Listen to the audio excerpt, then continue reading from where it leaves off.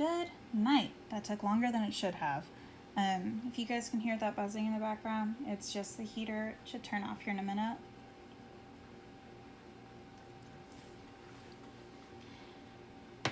We are back in business.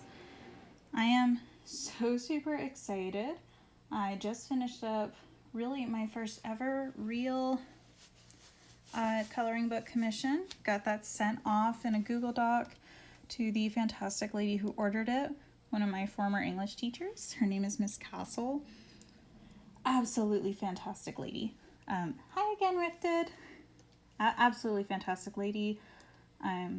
May all of you have such a fantastic English teacher in your lives, because frankly we need more good English teachers. They make the world go round. They really do. And I wholeheartedly believe in that.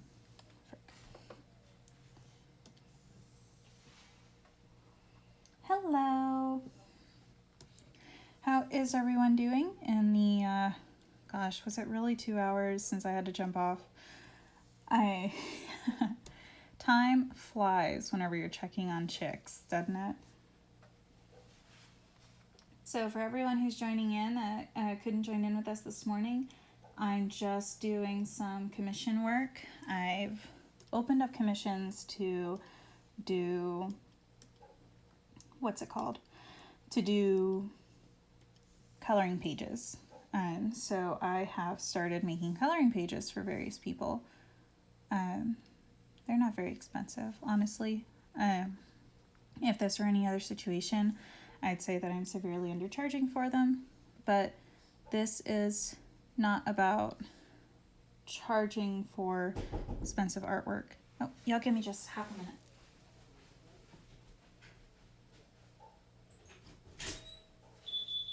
Hey, can I borrow your deck napkin? I was trying to put them in there. Yeah, it should be down on the table. Oh, still? Yeah. Okay. Do you want one side? Wrinkles. Go. Come here. You want one side? Go. One side. One side. Go.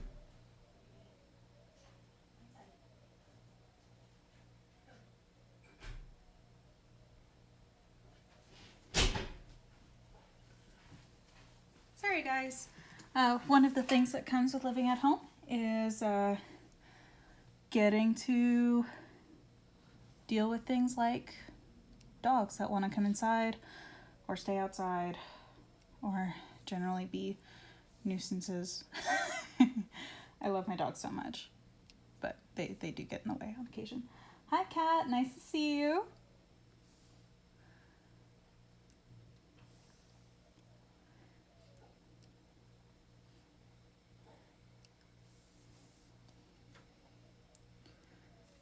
This one's actually going to be really fun.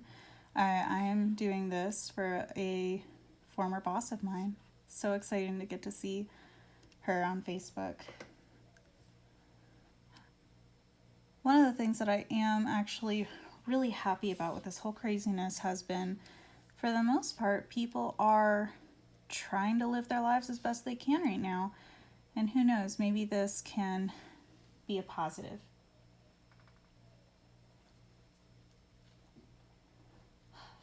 So posting your art is something that, I'm not gonna lie, I still get butterflies every time I post art, because the truth of the matter is it's terrifying. To anyone who is looking at art, it doesn't make sense. You know, you're just like, it's just artwork. You guys do really good art. Why are you so freaked out about it? But every time we share art, we're sharing a little part of us. You know, it is terrifying to think, you know, oh my God, people are going to actually see that. Oh my gosh, I don't even know how to draw hands. Do I even know how to draw? Why did I post it? And it turns into this huge, huge thing. And it's terrifying for anyone who does art. It's terrifying. But here's the thing. No one's going to be meaner to you than you are. So quit being mean. Be nice to yourself. You're allowed to make good things and enjoy making good things. And people do enjoy what you do so much. And the only way that people are going to see your stuff is if you post it in the first place. So effing post it. I don't mean that to sound mean. I mean that to be encouraging. Gosh, these trains. I agreed to do a Thomas the Tank Engine one because I don't know.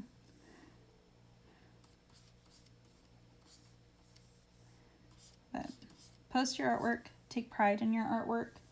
It takes a lot to actually happily, not even happily, it takes a lot to post anything online. And most people, all they have to do is post their thoughts. Artists, we post a little bit of ourselves every single time we post something like that. Whether or not anyone actually admits to it, it's true. We post a little bit of ourselves every single time we post something.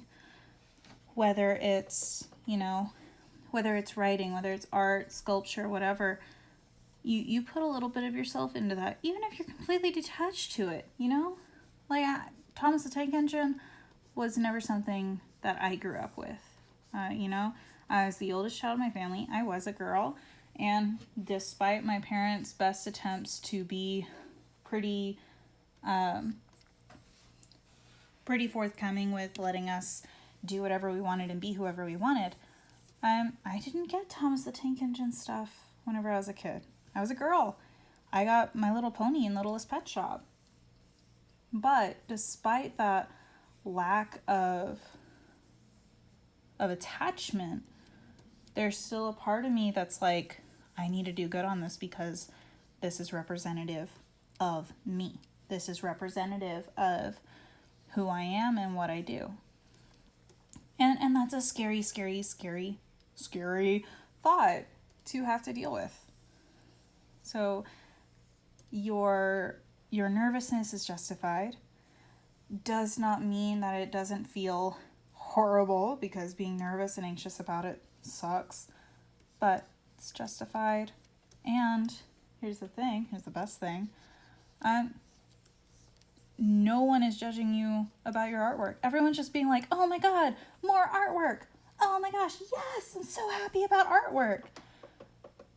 This does not feel like, I think it's like tilted. That's what it is. It's tilted. Okay. I want to be supportive for you guys. I have discovered over the years, I was very lucky. I have parents who have always, always, always, always supported what me and my siblings do. It has never been a question of, is our stuff good enough for mom and dad? No, I have always had full unadulterated support from my parents, and I know not everybody gets that. And it's so sad to me because it one of these days, one day, it is my dream to be able to take my dad to the movies and watch a movie with him, whether or not it's good or bad, and finally we get to the end credits and I get to point out my name to him in the sea of visual artists or storyboarders, wherever it is. I get to point out my name to him on the credits. That is 100% what I want all of this to turn into. And to me, imagine being a parent and not wanting to share in that with your kid. Like your kid is amazing and gifted in whatever it is that they choose to do. They just want to share that with you. So it makes me sad to think about. And so I always want to be a supportive place for artists to come over. I want people to ask me, hey, how do you do this? Hey, what's your best approach to this thing? Because who knows what kind of support or what kind of resources they have at home. I didn't know exactly where to start. A lot of my drawing stuff I originally learned from a Hobby Lobby art book. I want to give you guys advice, and I hope it's good. I hope it truly helps you.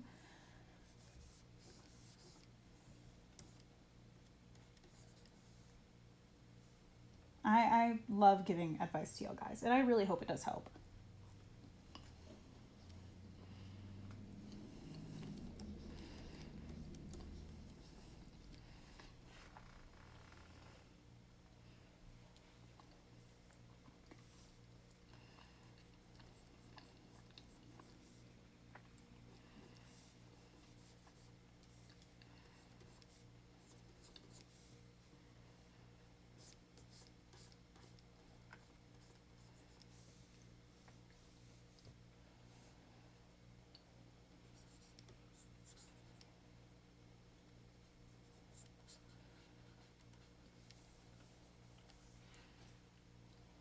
I hope this is recognizable as Thomas the Tank Engine.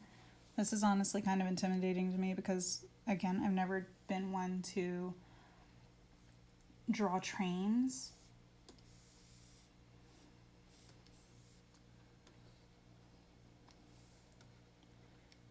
But, you know, you do what you gotta do.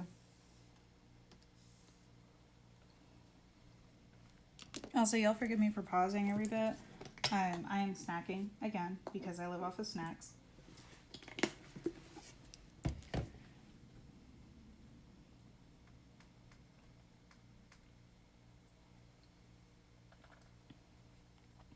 So I actually saw a really good comic this morning. Let me see if I still have it accessible on my Tumblr. I saw a really good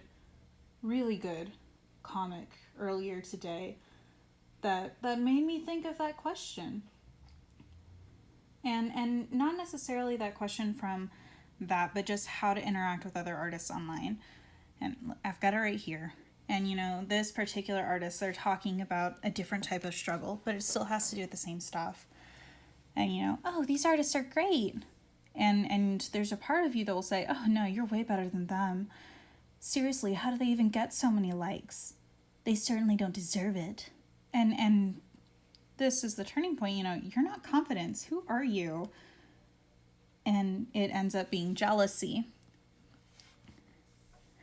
And, you know, I do want to make sure that we pay attention to who this artist was. This is Mooring Mark on Tumblr. Fantastic artist, and they do a lot of these little comics that just really speak to me. But the big takeaway is recognize the part of your brain that's telling you these things. You know, in that particular comic, what was telling them those horrible things wasn't confidence, it wasn't them.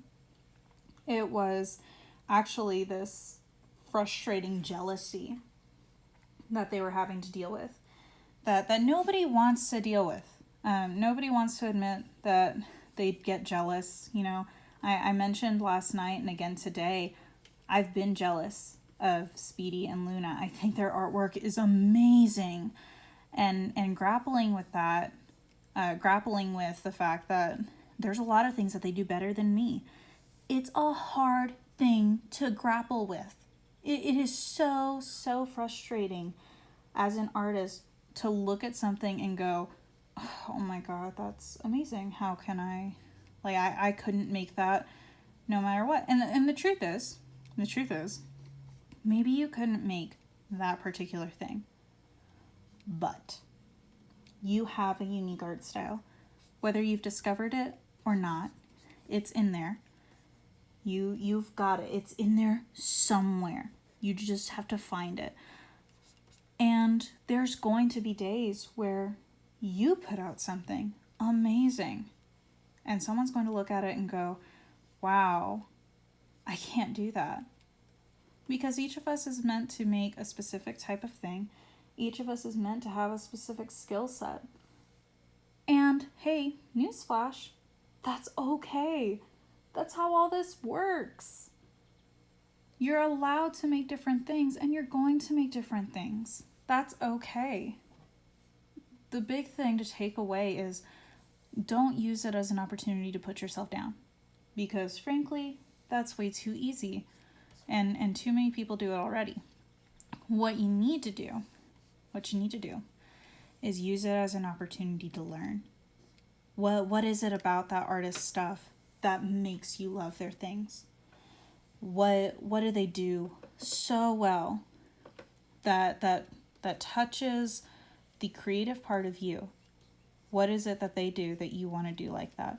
Is it their light? Is it their color? You know? And for comparing yourself to them, go ahead, make the comparison. Take a look at your art, take a look at theirs, and go, what is it that I want to do that they are so good at? And who knows? You don't know how many times they did that over. You don't know how often they worked to get to that point. But the big thing is you take a look at that, you take a look at yourself, and you go, how do I get from A to B? And maybe it's drawing the same thing 500 times. It most likely is. It sucks. You don't want me to tell you that. But most of the time, what happened was an artist looked at something and went, oh, that's so cool, drew it 50 million times.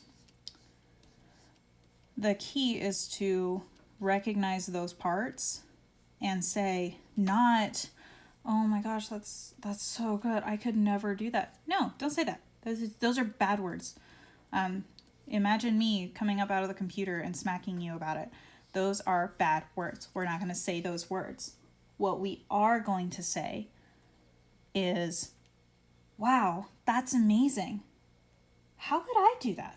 That's what we're going to look at. That's what we're going to think about is, wow, that's amazing. How do I do that? Because that's going to make you a lot happier. And two, it's going to improve your artwork, which is what we all want to do, is just improve our artwork. So just don't, I'm not saying you're going to be able to control it. Your first impulse is probably still going to be, oh my God, they're amazing. I could never do that. You're just going to have to train yourself to stop immediately stopping there and instead turn that into, oh wow, that's so amazing. I can't do that yet. Turn it into a yet. Stop saying I won't ever be able to do that and turn it into I can't do that yet. Hey Mel, super excited to see you. Did you message me? I kind of hope you didn't message me, because then I could say, oh, great.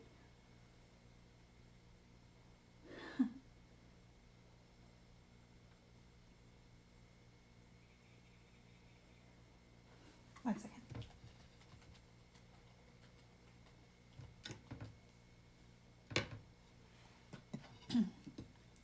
Sorry, Mel. As you can tell, I kind of got carried away on one of my little tangents. Oh my God, there's such a lag on live. Wow.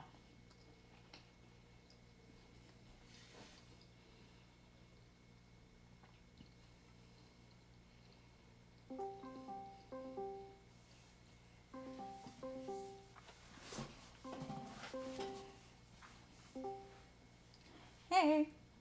Hello, is this thing on? Yes, it is. As you can see, I totally forgot to turn on Spotify.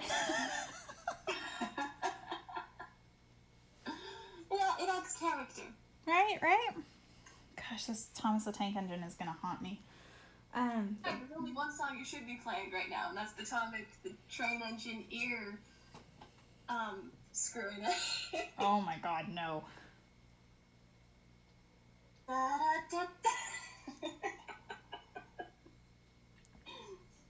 As for changing art styles, guys, art styles change all the time.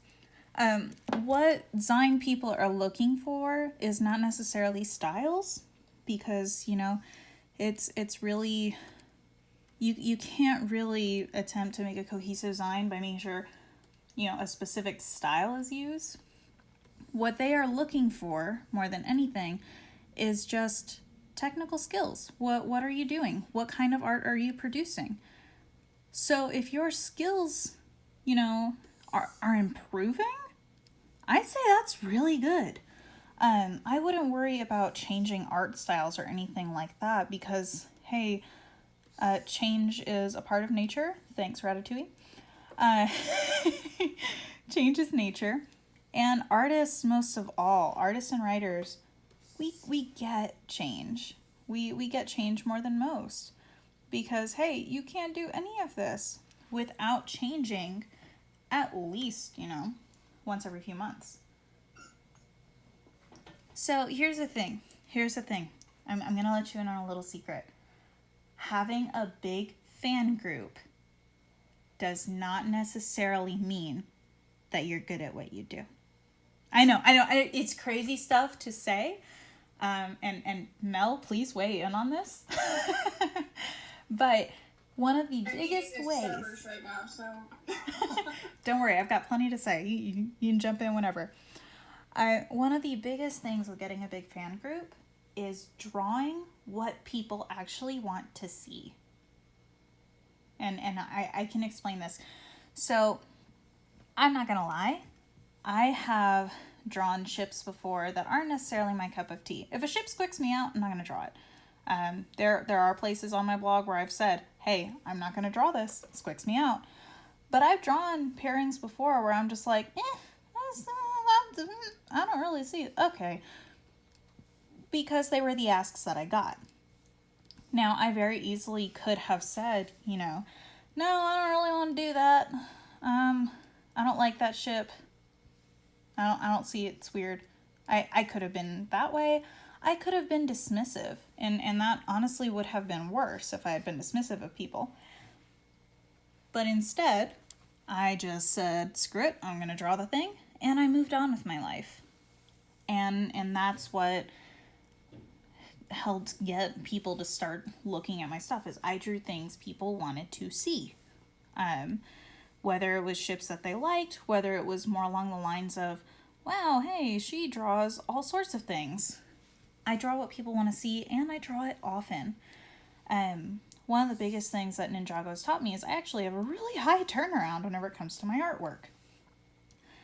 And that's not something a lot of people have. It's a very hard thing. Though, because of it. Huh? What? You almost broke your arm because of it. I didn't break it or almost break it. So what if I have to wear a brace? Everyone has to wear a brace, right? That's just normal. But my point is, a lot of times having a big fan base like that, especially when it comes to online art communities, it isn't always necessarily because they do something perfect. It usually is because they have a consistent art style and they draw what people want to see. People share what they want to see and what they know other people want to see. So if there's a pairing that you really like and you spend all your time drawing them, that's fantastic. Please draw what you want to do.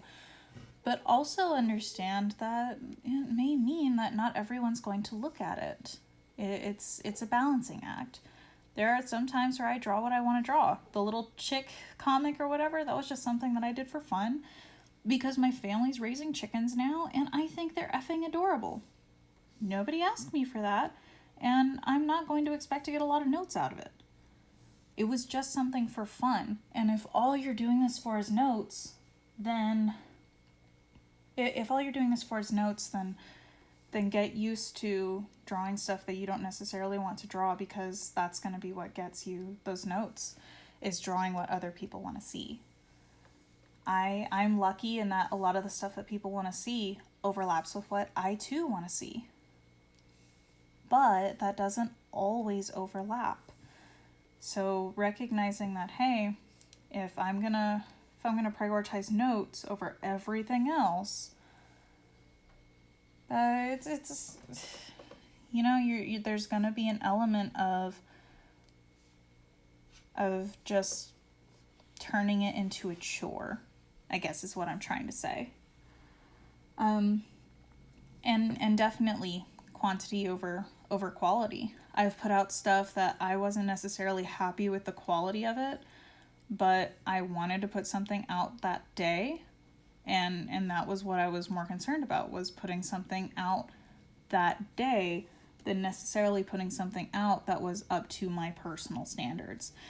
And the other thing is that you're gonna find that your personal standards are probably a lot higher than the standards that everyone else is applying to your art.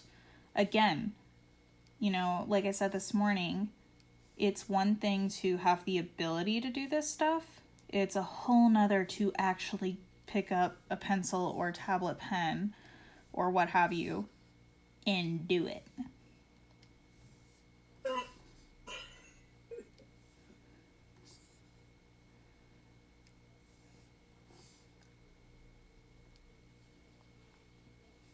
And I have nothing substantive to add, though. You hit everything spot on.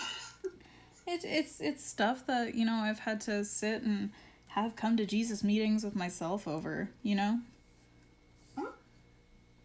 Like, I think I've come to you talking about, like, you know, oh, someone asked me for this and I really don't want to do it. And it's, we've had that conversation of, do I just do it because I want to fulfill the request, or do I just say no because I don't really feel like it, you know? Oh, this is so different than a year ago when you were just like, hey, I'm doing palettes. Right? Anybody? Hello? Now it's like, no, thank you. Yeah, it's a crazy thing, but like whenever it first started, it really did, like I was straight up blasting my bullhorn, being like, hey, I'm here. Exploded. How many followers do you have now? Oh God, I don't even, let me look. I think I'm like edging in on a milestone, so I keep like avoiding the count until I reach it. Let me look. Wow, I'm at 796, so I'm 4 away from that milestone that I've been waiting on, which, oh my God. I don't even, I haven't done any type of like celebration thing. I keep meaning to, but I always forget to like take a screenshot of the follower count, and by then it's a weird number, and I don't know, it always keeps me from doing stuff for it. Promise me you'll do something for the 1,000. Oh, That's yes. all I ask. Hi, Xena.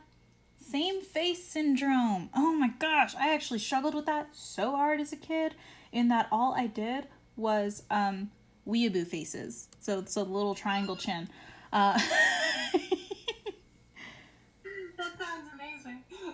I am never showing you those. Nope. Nope. But same face syndrome. Okay, let me just let me size this face real quick. Faces, and we'll jump over to another one, another canvas, and we will talk about this. So. One of the biggest things about same face syndrome that a lot of people don't seem to remember comes from shapes. And for this, I'm just going to be looking at the 4 Ninja Boys because, not going to lie, I use them to fight my same face syndrome, 100%. So let's have ourselves a little lineup of ninja guys. This little circle is going to be Zane, Cole, Kai, and Jay. Okay, so they're all the same circle. This is the same basis that I start with. So if we zoom in over here and we work on Zane, the way I draw Zane is he's very angular and very long. So he gets more of like this longer rectangle point face. Kind of like just a very long triangle.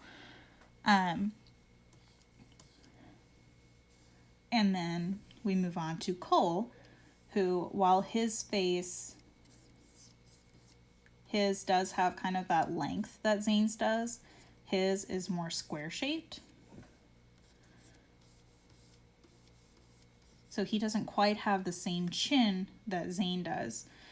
And then we have Kai over here. Kai's effing adorable. He has a little circle face. It's very cute.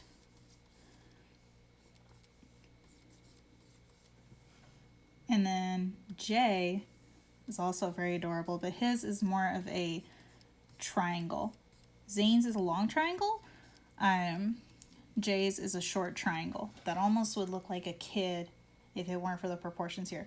So right away, even though there's not a whole lot of difference between them, you can see each of these faces is different because it uses different shapes. Now, if we zoom in, the next thing that I tend to do that really differentiates faces is eye shape. So Zane's eyes, again, he's a very angular character whenever I draw him. So he has very rectangle eyes and very thin eyebrows. I have to remind myself that we're doing this in phases because normally I just wham, smack out a face. At this girl. Thanks. So there's his. Cole's, again, Cole and Zane actually, like, the makeup of their faces is very similar. It's the little details. So Cole's eyes are a little bit softer and his eyelashes tend to be super freaking thick. I have 3 rules when it comes to drawing Cole. Thick man, thick eyebrows, muscles. Those are my 3 rules when it comes to drawing Cole. I remember when I was younger, and I would like mess around with like the old sets, you know, the old Lego heads for all of the Ninjago guys. Really, the only differences were the eyebrows. Like, some of them had different frowns, but it was like barely noticeable. Well, and just eyebrows can be such a big thing to differentiate a face, you know? Definitely. We compare Zane to Cole. There's really not a whole lot of difference going on there if it weren't for the fact that Cole's eyebrows are way thicker and his eyelashes are way thicker. Like, yes, Cole is rounded more in that gives him more differentiation from Zane's pointy chin, but we still haven't completely fleshed it out. And then Kai is one of my favorites because Kai actually helped me with a new art skill, which is drawing. I definitely use as an opportunity to practice drawing more of a monolid type face. And so you can see his eyes are different from either Cole's or Zane's. They're definitely more of this like sideways teardrop look almost. And his eyebrows tend to be angry. His eyebrows are, again, thinner than Cole's. So again, we compare these, and it's very clearly, those are 3 different sets of eyes. And then we get over here to Jay, and again, completely different. Jay's are actually, if Cole and Zane have rectangle eyes, Zane has almost a rounded square set of eyes.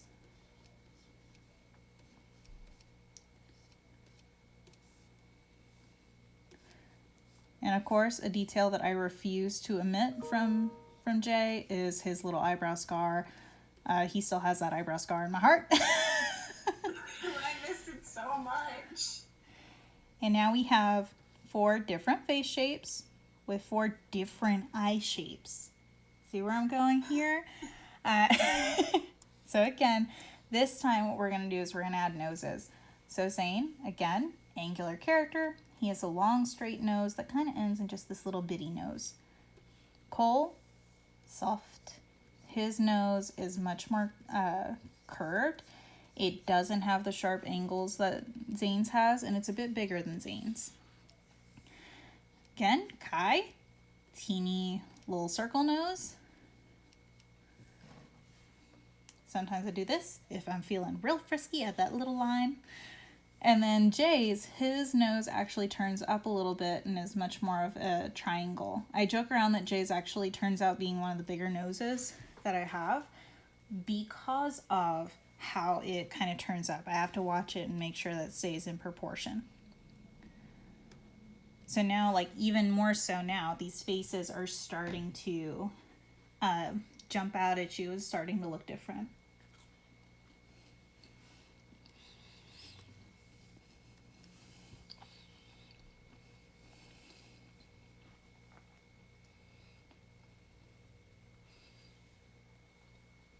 The last thing that I do is mouths. Zane's mouth is, hold on one second. Where are you going to pop up?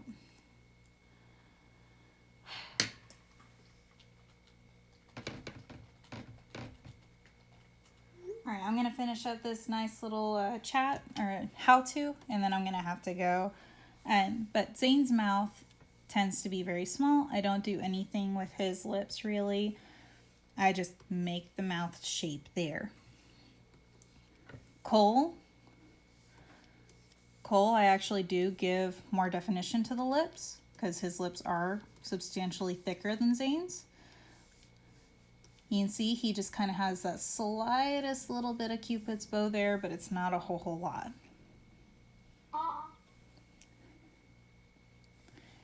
Kai has a different definition to his. His is going to be more of a more curved, like a little circle.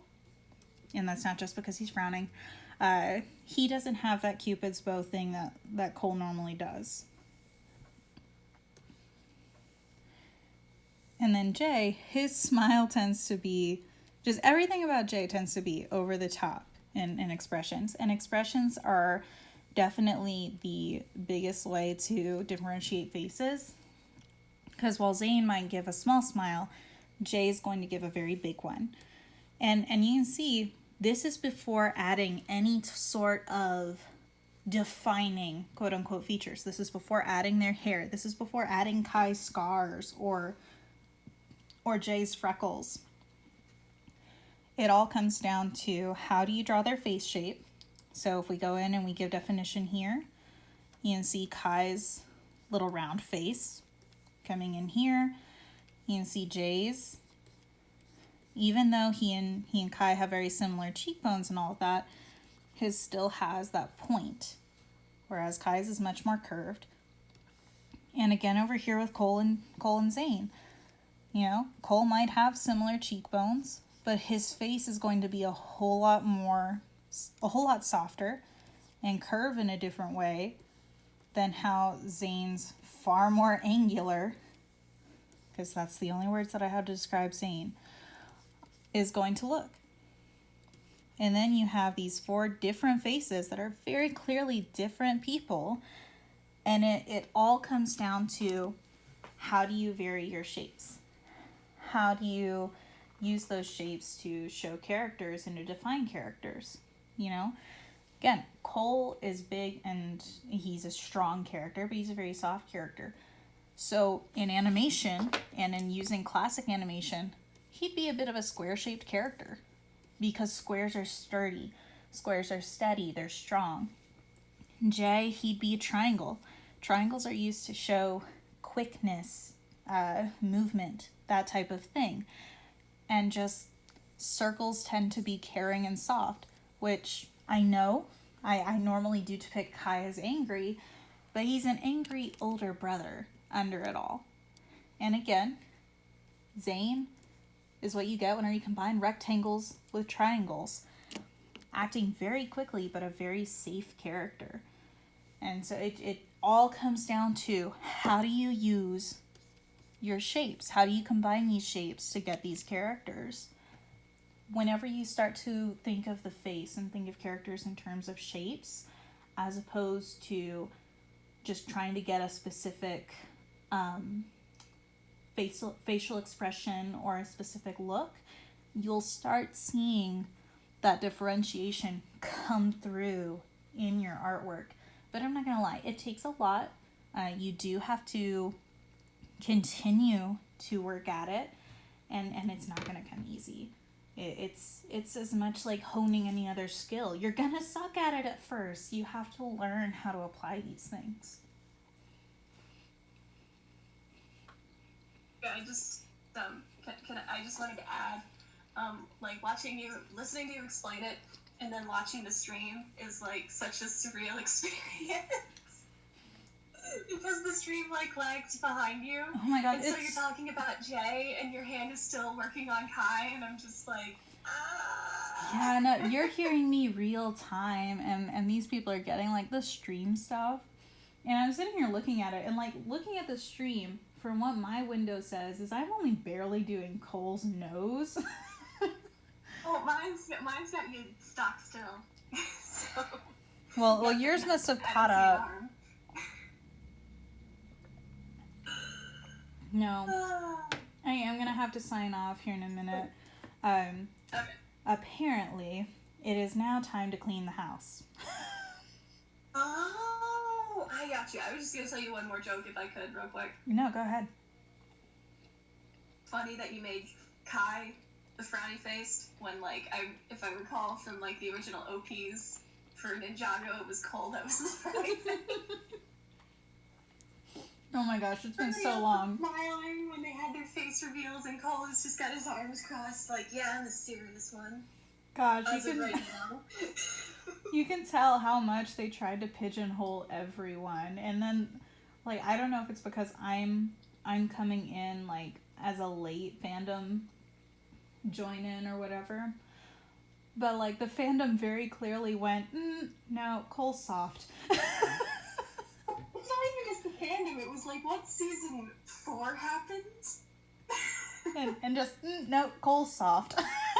No, just no, can't even. I thought that was funny. But yeah, if you gotta go clean the house, I won't keep you. I just thought this was. I don't want to do this, but my only other option is to do programming homework.